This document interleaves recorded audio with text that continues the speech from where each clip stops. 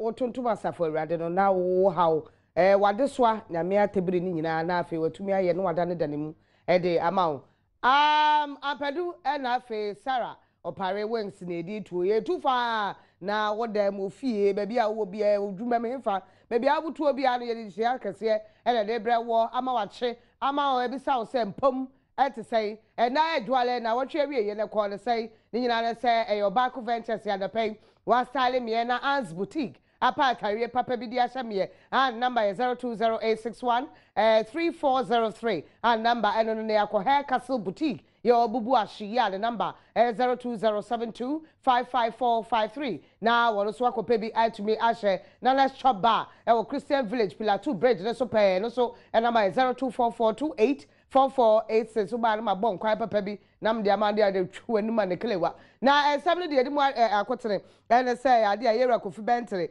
wode atudwa say university mrafofro ya ban de aba no de I say aban person onya ma authority on de bogos kora ase yekwati ye hu ne ma so na ye na kwaku ba ko junior wono so de atudwa wo tre dak the organic de wo hu because I say ye prepare ye hu do afa kura na emra na ba o mu ye hu adwumanti ye ntwen na emra na nye settlement ansa na afa yetumi a kire ya dwene ho ne adade a ye kwai na ye free ensem no ase ya da se mi frase ana mi frase free era confirmation da no obepie mu news file so no senior vice president Mani Africa what they atudwa say na emra foforo aban any Ministry of Education asese pedifo dia aba so mo behwe ma university wo nyina emra ba ko ba ba kamia wo mo na council aban ba be yi ni adadea na vice chancellor ni pedifo ehwe so aban ba ye ho adwuma nyina wo se ye yada ye aban na epetu bibia ama no ho na eba no sa ye de na university obia de ne ho be keka bom na ba ye ba ko pe one day na dwene na esusu ye de asa no ye ne sa na ye kwachi. Thinking that you need one law to regulate all universities is totally backward. In the first place, the idea that you even want to kind of unify, universities whichever way is wrong. University of Ghana has its ethos, it has its, slant, it has what it focuses on, And if we were teaching the things that are being taught there well, people laugh at things like, classics and philosophy. Right now, I spend a lot of my time reading history and classics. Mm-hmm. If you understand Greek mythology, you will not make some mistakes. True. Because you see all the things that people have done, and therefore, when you start going that way, you understand. If you talk about the hydra-headed, whatever, it means life is like that. You cut one problem, another one. So many things, sociology, philosophy. All right, I could go into it, but I won't go into it. And that is what University of Ghana is supposed to do. KNUS is supposed to be a technological place. Each of the universities has something that they stand for. Why do you want to slap them together, mix them up, and then have a situation where polytechnics are teaching humanities? It's wrong. Oh, quite. No, quite. And what's an agenda? Quack, but I didn't dare say a boom do. I say, it's your better attend the boom neighbor. Ye dear pray a whopping temni, a cassan yet, a junior cra, and I am ran or more who do my shoes, mudan than more and a more, or more agent than one, dear bobo, who knows, and I don't know. Now, yeah, to me, I near cancer more you. Now I'm ran off a cry, and a fast say a young wajuma. Means that there's a process for this very preliminary draft bill to be sent through before it can even be a bill draft all the same presented to Parliament.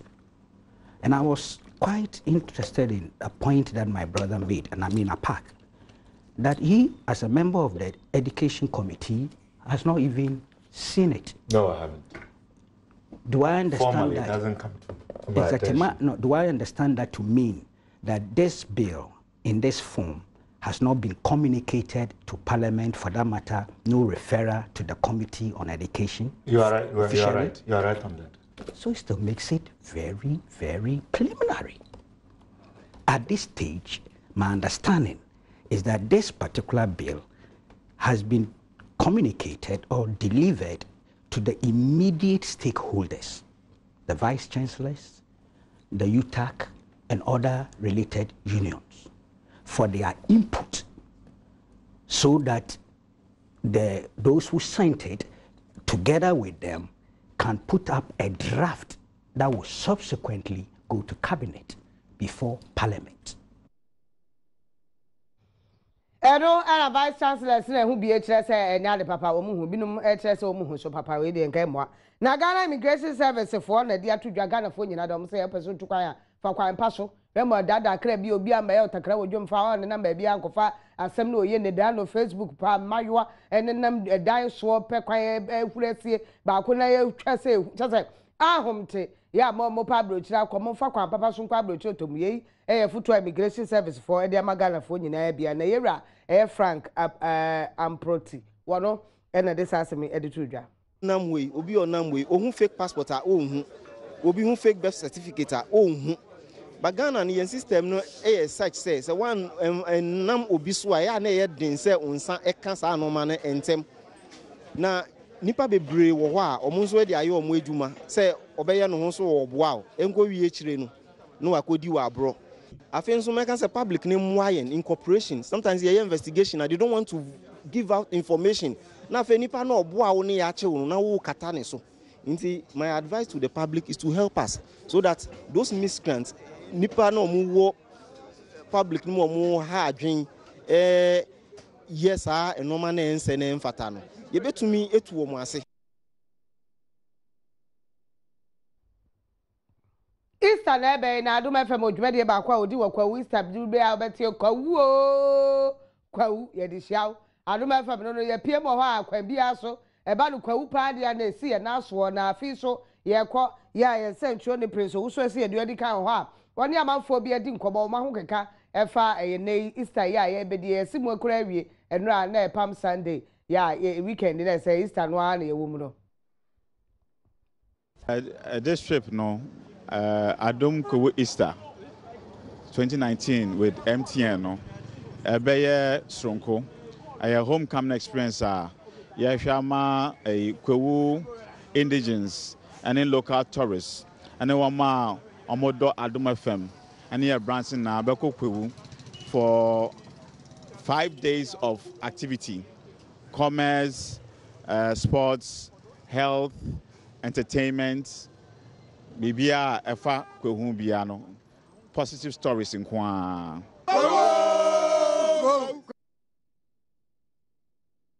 Efrasi ayawa dey ewo Linda don ya fro be pono na afa ye jinam juada na ya TSC ye nko member of parliament ya o le jokuku Dr. Bernard Okoboy wo de atudwa se suni ban bia ya ba ye ho ye hwenya nei ye ho fi bebrebe no obi aso fa ho no ene adonke suba no ye de eti kroma no se da mo abi na suo to ye ya eto bia na ye bufa so yi ni ade de aye nsem a wo de atudwa ye tie bi Ghana amaka say your sanitation effort no enye adequate your citizens your manfo a bebroma dwe yo mu say obi adwuma so be ba be cleaning important ma ntimi ye bon komo say amidi sofo no bon komo no na ye observation and the observation ye no enye me wo a wo say ebi a ye clean no mo ye adwuma wo omu no mo ho no mo ti no omo hwe no effort omo de omu be den e be jim enti enu na dangerous am on my way because we adwuma bi no mo na form one jimu a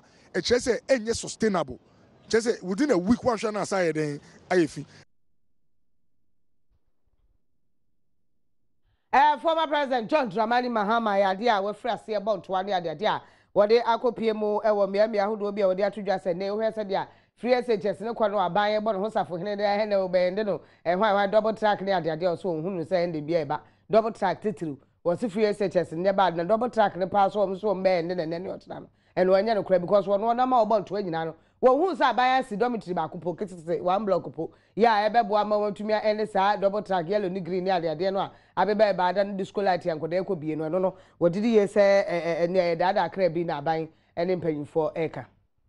When I talked about double track and I said when we come we'll abolish it, people who had said, oh, the double track will end in 7 years, suddenly they said, oh, they think that it can be ended within 2 years or 1 year. Then the next thing I heard, they said, oh, by September, double track will be abolished. Meanwhile, one dormitory has not been built. One dining hall has not been built. Rooms have not been built. Administration blocks have not been built. The hope is that this mortgaging of the GET fund and the initial $500 million that will come will be used to expand facilities in the secondary school. That money hasn't arrived. Africa saying na ACS as well as Saban wire crowd and Melvin Lambert Kamban happy birthday to you. Yes, wedding fame you know and would na jira so na wala se dia kwensie and Chelsea ehuna man the Liverpool for work alone Chelsea wo mama e work alone papa hwasem wala sa crowd wa hye ne fita ya wo de bre wa kwawo ye de hia. We are also going to work together with the Ghana College of Physicians and Surgeons that if you decide to stay in Kolebu or Komfanochi throughout, you don't go straight away and go and do postgraduate college. We will make sure that anybody who is coming to do postgraduate has served outside before. And then going forward, we shall do what other countries do. You serve a year or two before you come back and be allowed to do postgraduate courses.